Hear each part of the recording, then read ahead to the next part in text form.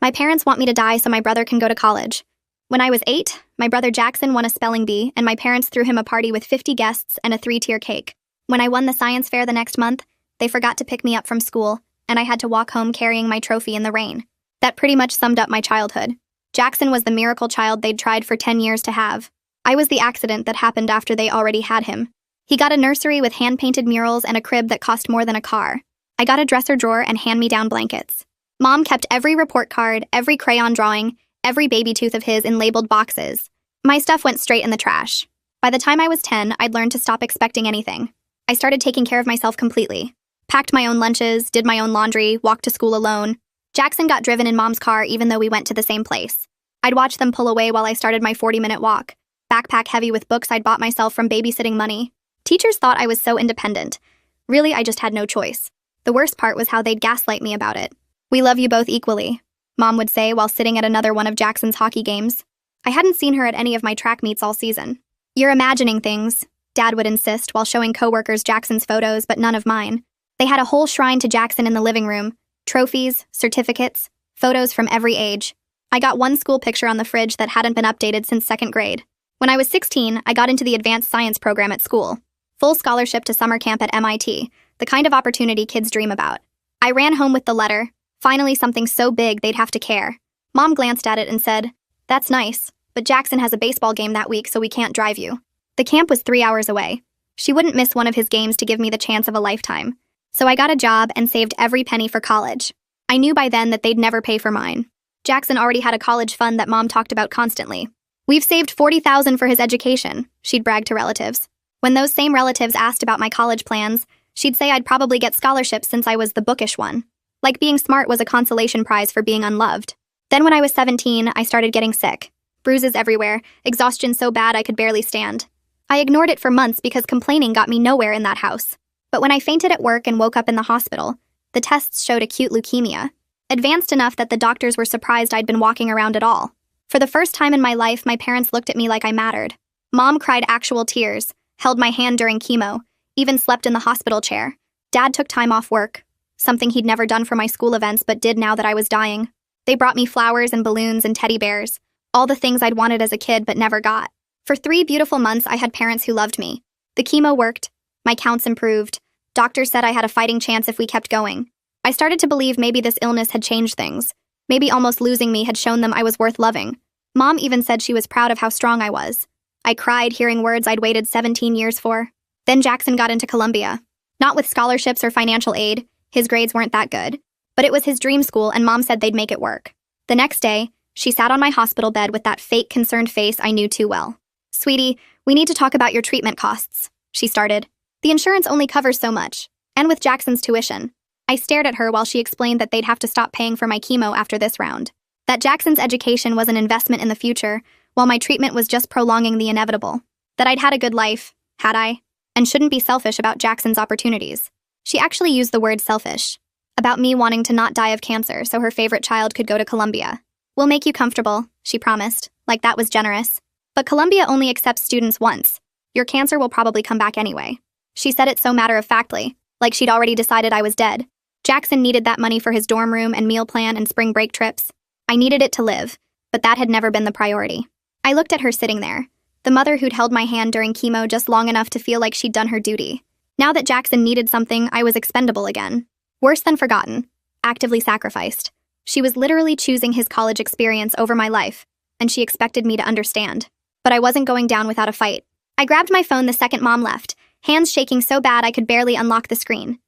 The chemo pump beeped next to my bed while I typed "medical emancipation minor" into the search bar and started reading everything I could find.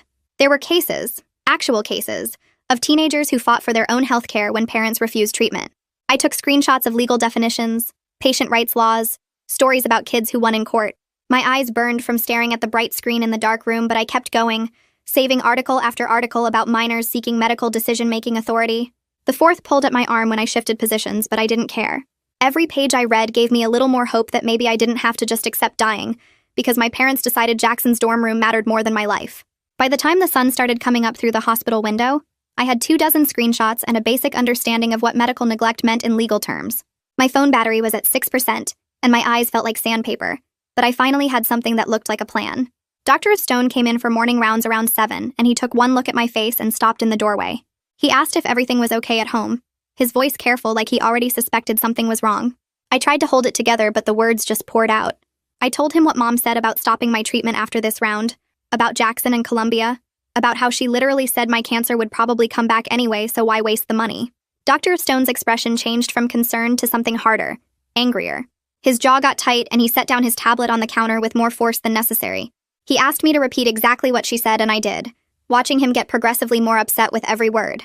When I finished, he pulled out his phone and started typing fast, his whole body tense. Dr. Stone told me he was paging the hospital social worker right now, and that I wasn't getting discharged until we figured out every possible option for continuing my care. He sat down in the chair next to my bed and explained in clear terms what would happen if we stopped treatment now. The cancer was responding really well to the chemo. My cell counts were improving. All the signs pointed to successful remission if we completed the full protocol. But stopping now, when we were only halfway through, would be what he called medically catastrophic. He said the leukemia would almost certainly come back within months, probably more aggressive than before, and my chances of survival would drop to basically nothing. He kept emphasizing that this wasn't a situation where we were prolonging the inevitable like Mom claimed. This was stopping a treatment that was actively working and condemning me to death when I had every chance of living. The way he said it, flat and factual and angry, made everything feel more real than Mom's fake concerned voice had. Judith Green showed up less than an hour later, a woman who looked to be in her 40s with tired eyes and a no-nonsense way of moving. She carried a legal pad and introduced herself as the hospital social worker, then pulled a chair up close to my bed and sat down like she had all the time in the world. She told me she'd handled cases like mine before, and something about the way she said it made me believe her. She asked me to start from the beginning and walk her through my family situation, everything that led to this moment. For the first time in my life, an adult was actually listening, not interrupting, not making excuses, just taking notes and nodding while I talked. She had this way of looking at me that made it clear she believed every word, that she wasn't going to dismiss this as teenage drama or family disagreement. When I paused, she asked specific questions about timing, about patterns, about how long things had been this way. I told her everything, and the words came easier than I expected. The spelling bee party with 50 guests and a 3-tier cake versus my science fair trophy that I carried home in the rain because they forgot to pick me up. Jackson's nursery with hand-painted murals compared to my dresser drawer and hand-me-down blankets. The MIT summer camp I couldn't attend because Mom wouldn't miss one of his baseball games to drive me 3 hours. The $40,000 college fund she bragged about for Jackson, while telling relatives I'd probably get scholarships since I was the bookish one. Judith wrote it all down without changing expression. Just asked how old I was when different things happened, how often they missed my events, whether anyone else witnessed the favoritism. She wanted to know about the 3 months when they actually showed up during chemo, then asked what changed when Jackson got into Columbia. I explained about the acceptance letter and Mom sitting on my hospital bed the very next day to tell me they were stopping my treatment. Judith set down her pen and explained that parents legally control medical decisions for minors, which I already knew from my research. But then she said there are emergency provisions in the law for situations where guardians make choices that actively endanger a child's life. She used the term medical neglect, and my stomach flipped because that meant officially accusing my parents of harming me. It meant making this a legal thing, not just a family disagreement. Judith could see my reaction, and she explained that medical neglect isn't about intent, it's about outcome. If a parent denies necessary life-saving treatment to a child, that's neglect regardless of their reasons. She said the courts take these cases seriously because they involve a minor who can't advocate for themselves. Except I was advocating for myself now, and she was going to help me do it properly. Judith pulled out her phone and started making a list of what she needed to gather. My complete medical records from diagnosis through current treatment, the full treatment protocol showing what came next, and Dr. Stone's professional medical opinion about what happens if chemo stops now. She said she also needed to contact the hospital ethics committee because this situation involved life or death decision-making authority being used against a patient's wishes. The ethics committee could review whether my parents' choice constituted medical neglect and make recommendations to family court. She explained this would all happen fast, within days, not weeks, because the timeline mattered. Every day we waited was a day closer to my next scheduled chemo cycle, and we needed legal clarity before that appointment. She asked if I was sure I wanted to move forward with this because once we started the process, it would get messy and my parents would know I went to the hospital staff. I told her I was sure because the alternative was dying, and I'd spent 17 years being the kid nobody fought for, so I might as well fight for myself. I pulled out my phone and texted Jackson asking him to come visit me alone, without our parents, because I needed to know where he actually stood in all this. I stared at the message for a minute before hitting send, not sure what I wanted his answer to be. Part of me hoped he'd be horrified by what Mom said, that he'd immediately offer to take out loans or defer enrollment. Another part expected him to side with them like he always did, to explain why his education was more important than my life. The message showed delivered, but he didn't respond right away. I watched my phone for a while, then made myself put it down because obsessing over it wouldn't make him answer faster. 3 hours crawled by while I tried to distract myself with terrible daytime TV. Finally, my phone buzzed with his response saying he'd come after his shift at the grocery store where he worked part-time. He'd be here around 7. The message was short and didn't give me any hints about what he was thinking, but at least he was coming. Dr. Stone came back in the late afternoon carrying a folder and looking grim. He handed it to Judith, and I saw it was several pages of typed medical documentation on official hospital letterhead. He'd written out my entire prognosis in clear terms, the kind of language meant for court rather than casual conversation. Continued treatment gave me a 70% 5-year survival rate, which meant 7 out of 10 patients like me would still be alive 5 years from now if we finished the protocol. But stopping treatment now dropped that number to less than 20% within 2 years. Less than 2 out of 10 would make it. Seeing those actual numbers written down in black and white made everything hit different. It wasn't just Dr. Stone saying treatment was important. It was mathematical proof that my parents were choosing to put me in the 20% group instead of the 70% group. Judith read through the pages carefully, highlighting certain sections with a yellow marker. She looked up at me and said this documentation was exactly what we needed, that no judge could look at these numbers and say my parents were making a reasonable medical decision. Someone from the hospital billing department showed up right before dinner, a nervous-looking guy with a tablet who said he needed to review my account. He pulled up screens of numbers and codes that didn't mean anything to me until he started translating them into actual dollar amounts. My treatment so far had cost over $40,000, which made my brain stutter because I couldn't imagine that much money being spent on me. Insurance had covered about $30,000 of it, leaving my parents responsible for roughly $10,000 in copays and deductibles. The remaining cycles I needed would cost another $30,000 total, with insurance probably covering $20,000 and leaving $10,000 in out-of-pocket costs. So my parents were basically choosing to not pay $10,000, and that choice would kill me. $10,000 was exactly what they'd saved in Jackson's college fund. The billing guy kept talking about payment plans and financial assistance programs, but all I could think about was how Mom's choice suddenly made horrible financial sense, even though it was morally disgusting. She wasn't choosing between $40,000 and my life.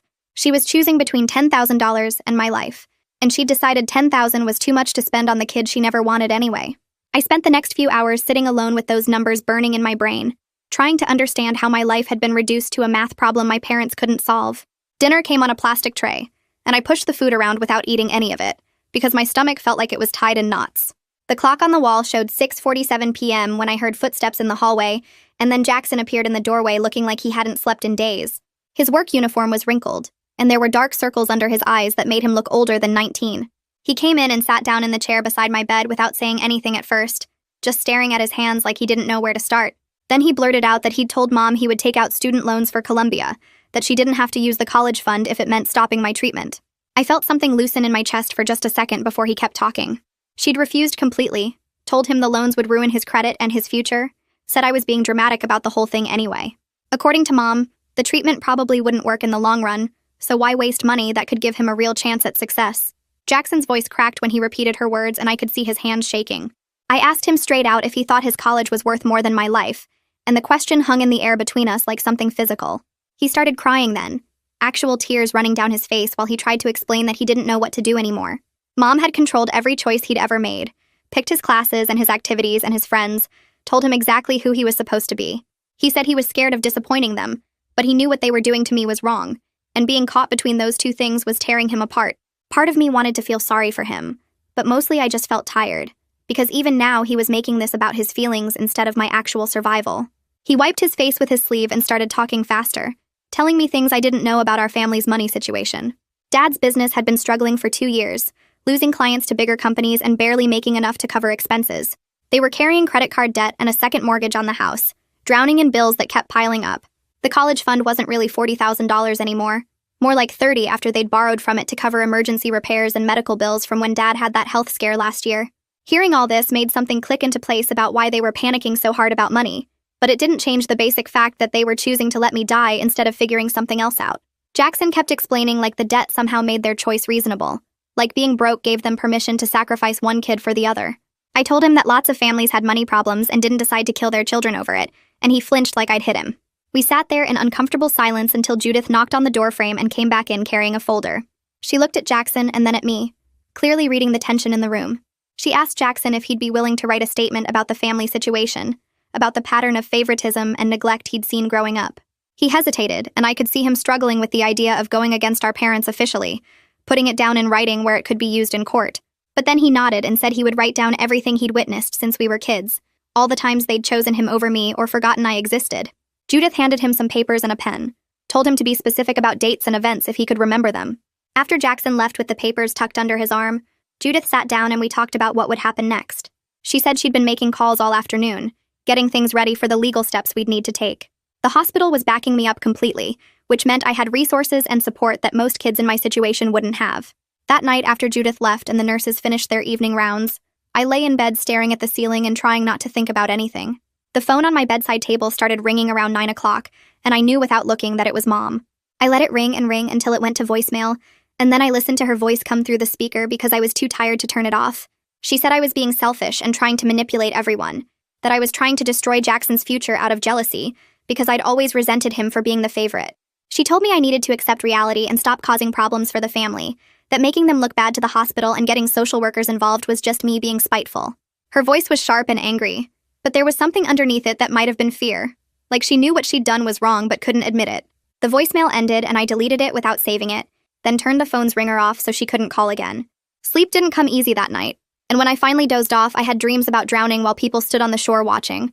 Morning came with weak sunlight through the hospital window, and the usual routine of nurses checking my vitals and bringing breakfast I couldn't eat. Judith showed up around 8 carrying coffee and looking determined about something. She had someone with her, a man in his 30s wearing a suit that looked professional but not expensive. She introduced him as Yusuf Saxton, a legal aid attorney who worked with cases involving kids and medical rights. He shook my hand and sat down with the folder Judith had been building, reading through everything carefully while making notes on a yellow legal pad. After about 20 minutes, he looked up and told me we had grounds for an emergency court case. My heart started beating faster because this was really happening. We were actually going to fight my parents in court over whether I got to live. Yusuf explained the whole process in clear terms that didn't talk down to me or try to make it sound simpler than it was. We'd file for temporary authority to make medical choices to be moved from my parents to the hospital, just for now while we worked on something bigger. Then we'd push for limited freedom for healthcare choices until I turned 18 in 7 months, which wasn't full adult rights but would let me say yes to my own treatment. He said it would move fast because this was life or death, that judges took these cases seriously when a kid's survival was on the line. The hospital ethics group scheduled an emergency meeting for the next day, which meant everything was moving faster than I'd expected. That afternoon, a woman named Lila Hansen from the ethics group came to interview me alone, without Judith or Yusuf or any doctors around.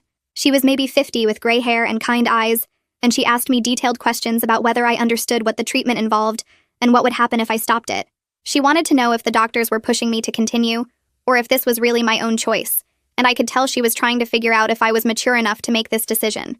I told her I'd been making my own choices since I was 10 years old, deciding what to eat and when to sleep and how to get to the school, because my parents had checked out of raising me a long time ago. The only difference now was that this particular choice would decide if I lived or died, instead of just whether I had clean clothes or a packed lunch. Lila wrote everything down and asked more questions about my relationship with my parents, about Jackson, about how I'd handled being sick. Then she asked what I wanted my future to look like, and I realized with a weird shock that I hadn't let myself think past next month. Survival had felt so impossible that planning for anything beyond it seemed pointless. I told her I wanted to finish high school and maybe go to community college, have a job I didn't hate, and just exist without constantly fighting for scraps of attention from people who were supposed to love me. It sounded so basic when I said it out loud, like the bare minimum of what a life should be, but it was more than I'd ever let myself hope for before. That afternoon, my parents showed up without warning, and I heard them before I saw them because their voices carried down the hallway. They brought a lawyer with them, some older guy in a gray suit who started talking about parental rights and family privacy before he even reached my room. Judith must have been watching for them because she intercepted them right outside my door, and suddenly there were 3 adults arguing in voices that kept getting louder. I sat frozen in my hospital bed listening to Mom say I was being difficult, and the lawyer claimed they had every right to make medical decisions for their minor child. Judith's voice stayed calm but firm, explaining that the hospital had serious concerns about medical neglect, and that an ethics review was already underway. The lawyer threatened something about lawsuits and overreach, and then their voices moved farther down the hall until I couldn't make out words anymore, just angry sounds that made my chest tight. The nurse came in to check my vitals about 20 minutes later, a woman named Sandra who'd been taking care of me for the past week. She adjusted my IV without saying anything at first, but then she glanced at the closed door and spoke quietly. She told me she'd seen this before, parents who couldn't handle the money or the fear or just the exhausting weight of a kid being seriously sick. Some of them convinced themselves that giving up was actually mercy, that they were sparing their child from suffering when really they were just sparing themselves from having to keep fighting. She looked right at me when she said it wasn't my job to make their choices easier by dying when it was convenient for them. Her words hit me hard because nobody had said it that plainly before, that my parents wanted the easy way out and expected me to cooperate. Sandra finished with my IV and left without saying anything else, but I kept thinking about what she'd said while I stared at my phone. Around 6 that evening, Jackson texted me a photo that took a minute to load, and when it finally came through, I saw 3 pages of handwriting on lined paper. He'd written the statement for Judith, and even in the small phone screen, I could read some of it. Every birthday party I didn't get. Every school event they missed. Every time they chose him over me. The words were messy, like he'd been writing fast, or maybe his hand was shaking, and at the end he wrote that he was ashamed he never stood up for me before, and that he'd testify if they needed him to. I saved the photo and then just sat there holding my phone, not sure what to feel about my brother finally seeing what I'd lived through my whole life. That night I couldn't sleep even though the hospital was quiet and my body was exhausted from chemo. I kept thinking about court and lawyers and having to prove that my parents had neglected me, having to convince strangers that I was worth saving. Around 2 in the morning, I gave up on sleep and opened the Notes app on my phone, and I started writing everything down. What it felt like to be the unwanted kid. Walking home alone while Jackson got driven. Buying my own school supplies with babysitting money. The science fair trophy getting wet in the rain. The MIT camp I never got to attend. Packing my own lunches starting in 4th grade. The shrine to Jackson in the living room and my outdated picture on the fridge. I wrote about every forgotten birthday and missed track meet and time they chose his hockey game over anything I needed. The words came fast once I started. Not angry exactly, but just factual. Like I was documenting evidence of something that had always been true, but nobody ever acknowledged. By the time weak morning light started coming through my window, I had 5 pages of single-spaced notes. 17 years of being second choice organized into clear examples that proved a pattern. I felt weird about it, like I was building a case against my own parents. But Judith had said we needed documentation, and this was what I had to offer. The ethics committee met that same day, and Judith came to tell me about it afterward, settling into the chair beside my bed with a tired smile. She said they'd voted unanimously to support the emergency petition, that the evidence of medical neglect and endangerment was clear enough that they felt comfortable backing the legal action. Lila had personally called the family court judge to get the hearing expedited because this was literally life or death timing, and the judge had agreed to schedule something within days instead of weeks. Judith squeezed my hand and told me I was doing everything right, that speaking up for myself took courage most adults never managed. I wanted to feel relieved, but mostly I just felt scared because this was really happening. We were actually taking my parents to court. The next morning, Judith showed me the counter motion that my parents' lawyer had filed overnight, and reading it made me so mad I could barely see straight. Their lawyer claimed I was manipulated by hospital staff who wanted to rack up treatment charges, that doctors were using me to generate profit, and that my parents were making a reasonable decision based on real financial limitations. The accusation that Dr. Stone and Judith were somehow using me felt like a slap, because these people had fought harder for my life than my own parents ever did. Dr. Stone had stayed late multiple times to adjust my treatment plan, and Judith had spent hours helping me navigate systems she didn't have to care about. And now some lawyer was calling them manipulative because they didn't want me to die. Listen to 90 Seconds and rate me 5 stars on Spotify. Doing a giveaway for people who did this and show proof on my Instagram. There will be 4 winners, and you get to choose between a Spotify or Amazon gift card. I showed the motion to Yusuf when he came by later that day, and he barely reacted except to say that desperate people make desperate arguments. He pulled out his yellow legal pad and started walking me through practice questions for court, teaching me how to stay calm and factual even when the other lawyer tried to make me emotional or confused. He said judges saw through manipulation tactics all the time, and that my consistent story across multiple witnesses would be my strongest evidence. We practiced for over an hour, him asking increasingly tough questions about my relationship with my parents, and me learning to answer without getting defensive or crying. By the end, I felt slightly more prepared, but still terrified of having to do this for real. Mallory showed up the next afternoon carrying a big tote bag, and when she dumped it out on my bed, I saw a phone charger, bags of my favorite snacks, 3 magazines, and a card with signatures covering every inch of it. She said everyone at the restaurant where I'd worked had signed it, and they'd taken up a collection that raised $300 toward my treatment. It wasn't much compared to what I needed, but I started crying anyway because people who barely knew me, who just worked shifts alongside me for a few months, cared more about keeping me alive than my parents did.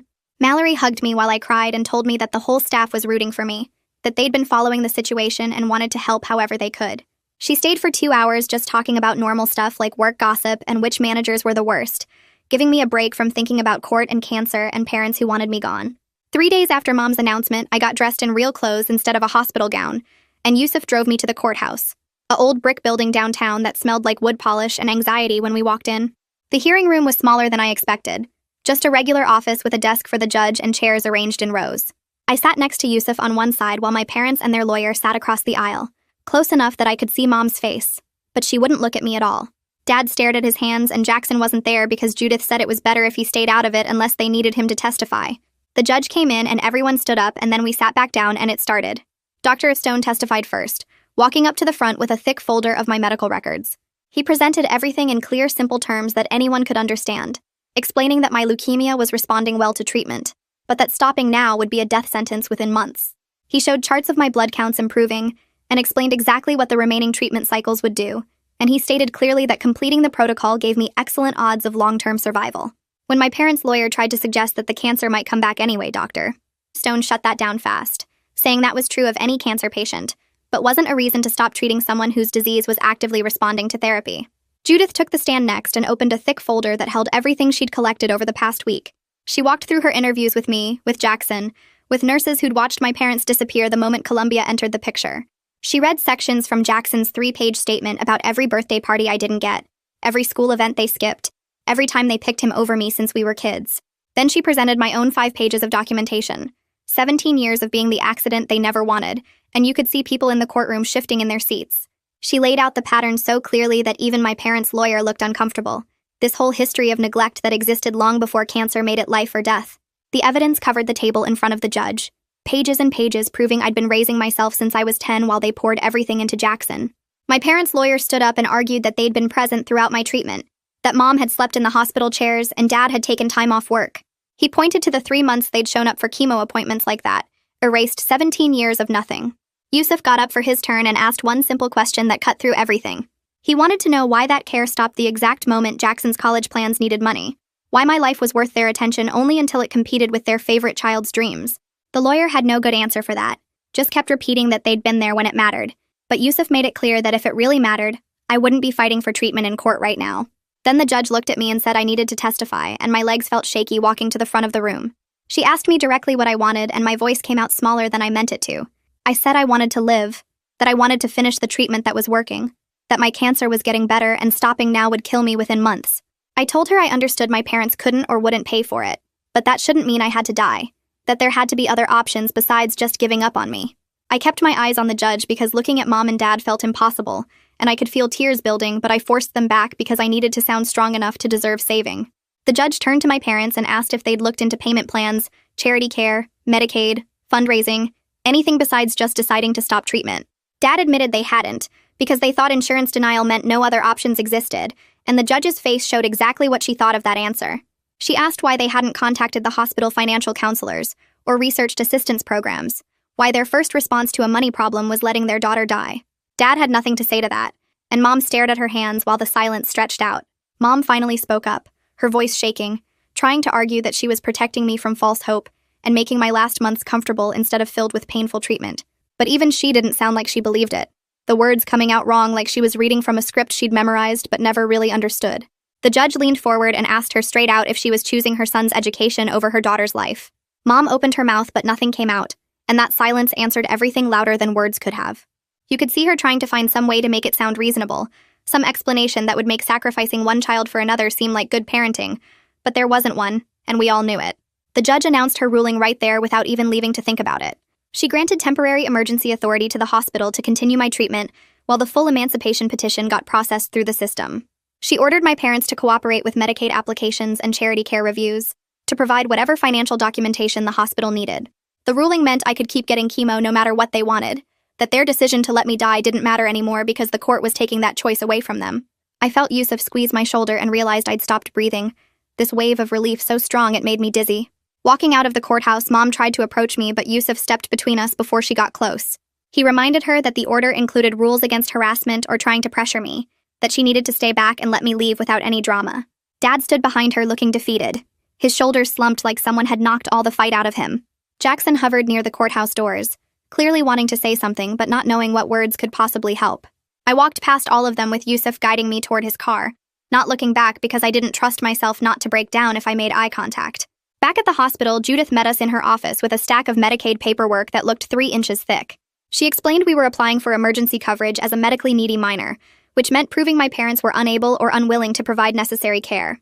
The forms asked for details about income, assets, household composition, and required documentation of the medical neglect that brought us here.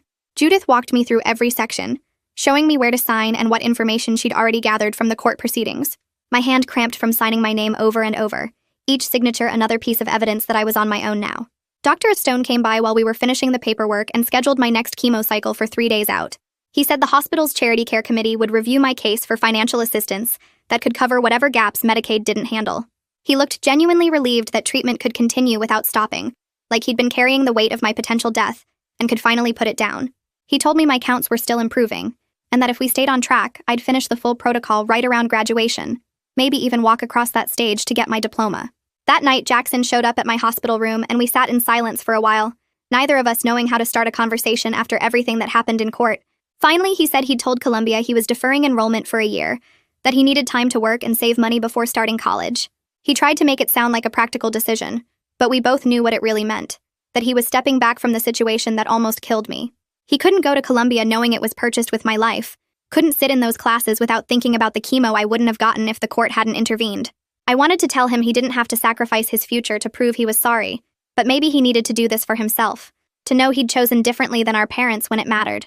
I told Jackson he didn't have to give up his future just to prove something, that he could still go to Columbia if that's what he really wanted. He shook his head and said he'd already looked into state schools with better financial aid, that maybe this was actually better for everyone in the long run. He couldn't sit in those Columbia classrooms knowing the tuition almost cost me my life, couldn't enjoy the experience with that weight hanging over everything. I wanted to argue, but I understood, because I'd spent 17 years carrying guilt that wasn't mine to carry, and I recognized that look on his face. The next morning, Mallory showed up with a stack of folders and a determined expression, explaining that she'd talked to my teachers about setting up remote learning so I could finish senior year from the hospital. She'd printed out all my assignments for the next month and gotten study guides from kids in my classes. Then she pulled out a calendar she'd made with a rotating schedule of coworkers who volunteered to drive me to appointments, people from the restaurant who barely knew me but wanted to help anyway. She'd created an entire support system from scratch, filling in the gaps my parents left with people who had zero obligation to care. I stared at that calendar with 12 different names on it and felt something crack open in my chest, because this was what actual support looked like. 2 weeks after the court hearing, Judith came by with news that the Medicaid application got expedited approval, covering most of my treatment costs going forward, plus some of the bills we'd already racked up. She explained that the medical neglect documentation made my case a priority for emergency services, that the system moved faster when there was clear evidence of a minor being endangered. Between Medicaid and what the hospital might cover, we were looking at my treatment being fully funded without a single dollar from my parents. The relief was so intense I felt dizzy, because for the first time since Mom's announcement, I could actually believe I might survive this. 3 days later, a formal letter arrived through my parents' lawyer requesting supervised visitation, full of language about wanting to repair our relationship and work toward reconciliation. Yusuf came by that evening to review it with me and explained I could set whatever boundaries I needed, that I was under no obligation to see them before I was ready. I thought about it for maybe 30 seconds before telling him I wasn't ready, that I needed time to just focus on getting through treatment without the added stress of managing their emotions. He nodded and said he'd communicate that to their attorney, that my healing came first. The hospital charity committee met the following week, and Judith called to tell me they'd approved coverage for all my remaining out-of-pocket costs, after reviewing the court documents and my financial situation. She walked me through the breakdown, showing how Medicaid covered the bulk of treatment while charity care filled in the gaps for things like certain medications and additional testing. My cancer treatment was now completely funded without my parents' money, paid for by systems designed to protect kids whose families failed them. I sat with that information for a long time, trying to process that I'd actually done it, that I'd fought for my own survival and won. When they started my next chemo cycle, I felt physically terrible, the nausea and exhaustion hitting harder than previous rounds. But emotionally, I was stronger than I'd been in months. This treatment was happening because I fought for it, not because anyone gave it to me out of love or obligation. The independence was lonely in a way I hadn't expected, because part of me still wanted parents who cared enough to fight for me instead of making me fight alone. But this was mine, this survival, and nobody could take it away or use it as leverage. Jackson started visiting every week, usually on Thursday evenings after his grocery store shift, and we'd sit in my hospital room talking about normal things like his coworkers and my remote classes. We were slowly rebuilding something that wasn't quite sibling affection, but wasn't hostile either, finding a middle ground where we could exist in the same space without the weight of our parents' choices crushing everything. He told me about applying to community colleges and looking for full-time work, making plans that didn't revolve around Columbia or Mom's expectations. I realized we were both learning to exist outside our parents' control for the first time, figuring out who we were when we weren't performing our assigned roles. A month after the emergency hearing, Yusuf filed the formal petition for limited medical emancipation, which would give me legal authority to make my own healthcare decisions until I turned 18 in 7 months. He explained the hearing was scheduled 6 weeks out to give everyone time to prepare, though he expected it to go smoothly since my parents weren't contesting, and we had strong documentation. The petition felt like the final piece, the legal framework that would protect me even after the emergency order expired. I signed the papers in Yusuf's office while he explained what each section meant, my hand cramping from writing my signature over and over. At my next appointment, Dr. Stone reviewed my latest blood work with barely contained excitement, explaining that my cancer markers were continuing to improve at a rate that exceeded their initial projections. He said if this trajectory held, I'd complete treatment in about 4 months, with an excellent prognosis for long-term remission. Hearing that I might actually survive this, that I might have years instead of months, made me realize I needed to start planning for a future I'd never let myself imagine. I'd been so focused on just getting through each day that I hadn't thought about what comes after, what kind of life I wanted to build once I wasn't fighting cancer anymore. That night, I lay in my hospital bed thinking about college applications and career possibilities, about the person I might become if I got the chance. The school counselor called the next week, and we set up a video meeting where she walked me through a plan for completing senior year through online classes and hospital tutoring. She'd arranged for teachers to send assignments electronically, and scheduled weekly check-ins to make sure I stayed on track. With this setup, I'd graduate on time despite missing months of in-person attendance, would walk across that stage in June and receive my diploma like everything was normal. Having a plan that extended beyond just surviving felt revolutionary, like I was finally allowed to think about a future that included me in it. Mallory showed up the next afternoon with her laptop and a list of remote job sites she'd researched. She pulled a chair up to my hospital bed and started walking me through application forms for data entry positions, helping me figure out how to explain my situation without making employers nervous about my availability. We spent 3 hours filling out applications and uploading my resume, which looked pretty thin since most of my work experience was waitressing at the restaurant where she still worked. She kept encouraging me when I got frustrated, reminding me that any income was better than none, and that plenty of companies hired remote workers specifically because they needed flexible people. By the end of the day, I'd submitted applications to 12 different companies, everything from medical billing data entry to customer service chat support. The process felt good, like I was building something for myself instead of just surviving what other people decided for me. 2 days later, I got an email from a medical records company offering me part-time work entering patient information into their database system. The pay was minimum wage and I could only work 15 hours a week because of my treatment schedule, but it was mine. I signed the contract on my phone while waiting for my next round of blood work, feeling like I'd just won something important, even though it was just a basic data entry job that most people wouldn't want. A week after that, Yusuf called to tell me my parents' lawyer had requested a mediation session before the full emancipation hearing. He explained that mediation was voluntary and I could refuse, but that it might help establish my willingness to maintain some kind of relationship with them, which could look good to the judge. I talked it over with Judith during one of our weekly check-ins, and she said she'd be willing to supervise the session if I decided to go through with it. The idea of sitting in a room with my parents made my stomach hurt, but I also knew I couldn't avoid them forever, especially with Jackson still living at home and trying to navigate between us. I agreed to one session with the understanding that Judith would be there the whole time, and I could leave whenever I wanted. They scheduled it for the following Tuesday in a small conference room at the hospital, neutral territory where I felt safer than I would have anywhere else. The morning of the mediation, I threw up twice from nerves that had nothing to do with chemo. Judith met me outside the conference room and walked in with me, her hand on my shoulder in a way that felt protective without being controlling. Mom and Dad were already sitting on one side of the table with their lawyer, and I took the seat directly across from them with Judith beside me. The air felt thick and wrong, like we were all breathing different oxygen. Their lawyer started with some formal statement about everyone being here in good faith to work toward family healing, but I barely heard it because I was watching Mom's face. She looked older than I remembered, tired in a way that went deeper than just lack of sleep, and for a second I almost felt bad for her. Then I remembered her sitting on my hospital bed telling me Jackson's dorm room was more important than my life, and the sympathy disappeared.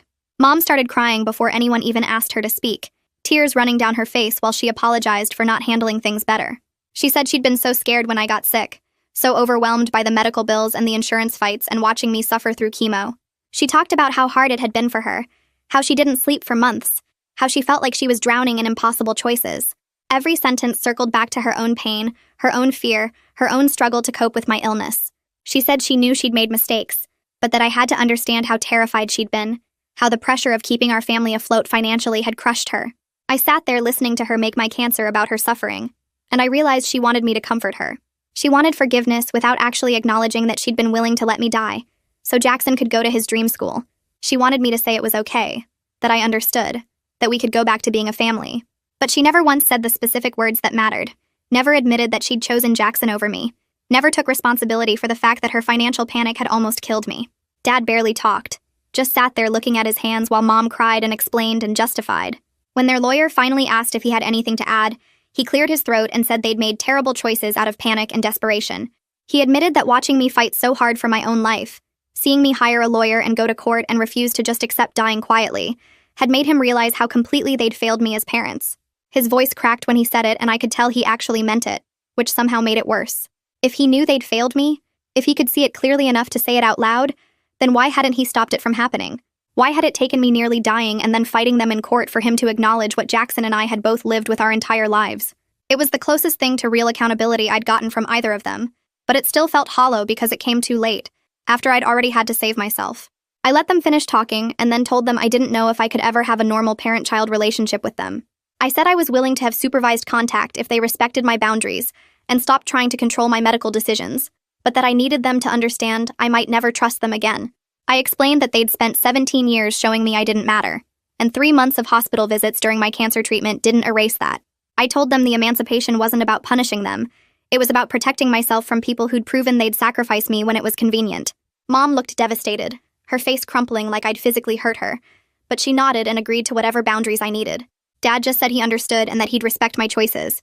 Their lawyer made notes about our agreement to maintain limited supervised contact, and then the session was over. I walked out feeling empty and tired, like I'd just run a marathon that nobody else could see. The full emancipation hearing happened 6 weeks later on a cold morning in March. I wore the nicest clothes I owned, which wasn't saying much, and Yusuf met me outside the courthouse to go over everything one last time. He told me my parents weren't planning to contest the petition, that their lawyer had filed a statement saying they supported my right to make my own medical decisions, and would cooperate with my ongoing care. It felt like too little too late, this sudden cooperation after months of fighting, but at least it meant we wouldn't have to go through another battle in front of a judge. We walked into the courtroom together, and I saw my parents sitting in the back row, not at the defendant's table this time. Jackson was with them, and he gave me a small nod that I returned. The judge was a different woman than the one who'd handled the emergency hearing, older with gray hair and sharp eyes that seemed to see everything. The hearing itself was quick and almost boring compared to the emergency petition. Yusuf presented all the documentation we'd compiled, the medical records and treatment plans and financial arrangements that proved I could manage my own health care. Their lawyer read the statement about my parents supporting the petition and agreeing to respect my medical autonomy. The judge asked me a few questions about my understanding of the responsibility I was taking on, and I answered honestly that I'd been taking care of myself for most of my life already. This just made it legal. She reviewed the paperwork for what felt like forever, then announced she was granting limited medical emancipation effective immediately and lasting until my 18th birthday in 7 months. She said that at that point I'd have full adult rights anyway, but this gave me the legal authority I needed now. Then she looked directly at me and said I'd shown more maturity and self-advocacy than many adults she saw in her courtroom, and that she hoped I'd continue to fight for myself with the same strength I'd demonstrated throughout this process.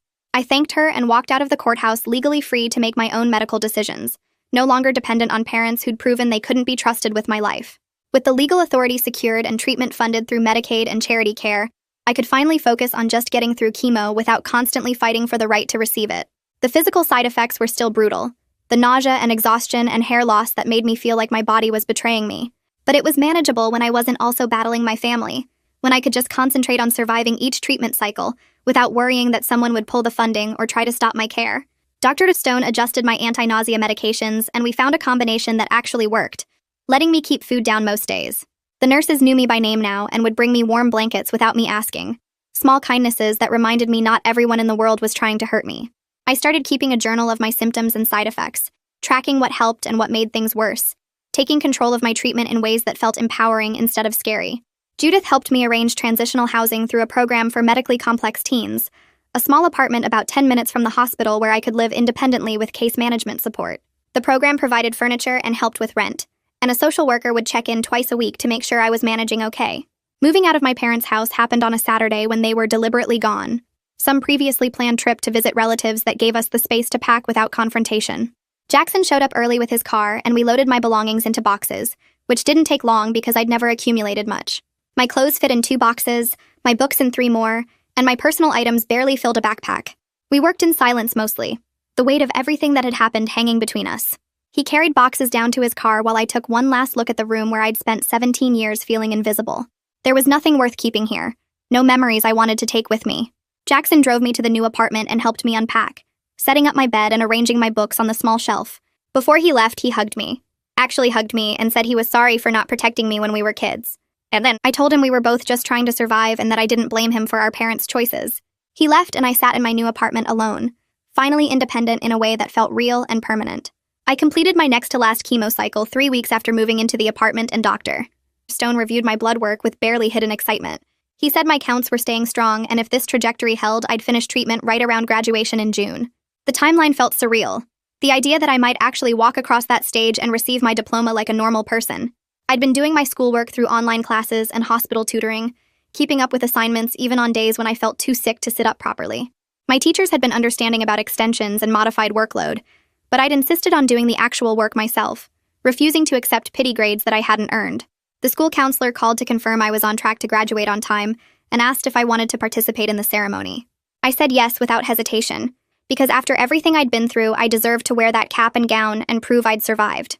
Mom and Dad started coming to supervised visits every other Tuesday at the hospital, where Judith kept an office for exactly these situations. We'd sit in uncomfortable chairs around a small table and talk about weather, Dad's work projects, Mom's book club, anything that didn't require actual emotional honesty. They asked surface questions about my health, and I gave surface answers about blood counts and side effects. Nobody mentioned Columbia or Jackson's college plans, or the court hearing that had stripped them of medical authority over me. The visits lasted exactly 1 hour, and then we'd all leave, having maintained civility without achieving anything close to healing. I accepted this arrangement because stable felt better than the chaos of fighting, even if stable meant keeping them at arm's length forever.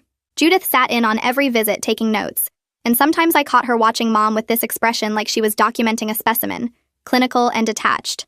After 6 weeks of these meetings, I realized this pattern might be permanent, that I'd reached the maximum closeness my parents could offer, and I had to decide if limited contact was better than none.